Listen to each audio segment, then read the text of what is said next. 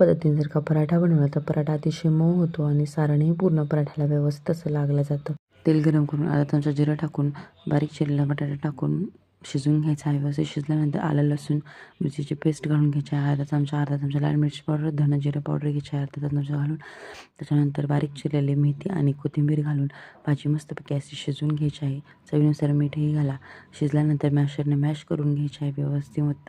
आपण एक कणकेचा गोळा लावून घेणार आहोत. त्याच्यासाठी गव्हाचं पीठ घ्यायचं आहे. त्याच्यामध्ये बारीक चिरलेली मेथी, जिरं, धना पावडर, लाल मिरची पावडर, चवीनुसार मीठ आणि थोडासा ओवा घालून गोळा करून घ्यायचा आहे. 10 ते 15 मिनटं भिजण्यासाठी ठेवून द्यायचं आहे. त्याच्यानंतर याच्यामध्ये आपला जसा आपण पोळीचा उंडा भरतो तसा उंडा भरून सारण भरून घ्यायचं आहे. सारण भरल्यानंतर गोल गरगरीत असा आपला पराठा लाटून घ्यायचा आहे. इथे आपला पराठा लाटून झालेला आहे. तवा गरम करून त्याच्यावरती पराठा आलटून पलटून असं व्यवस्थित भाजायचं आहे. इथे बघू शकता आपण पराठा आपला तयार आहे.